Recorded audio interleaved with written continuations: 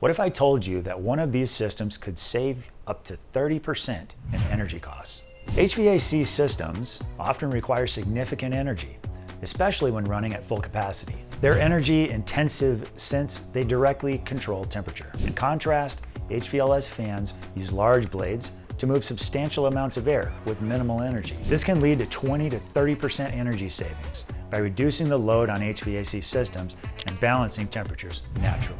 Comment below Big Fan Man to receive my checklist for choosing the best HVLS fan for your facility.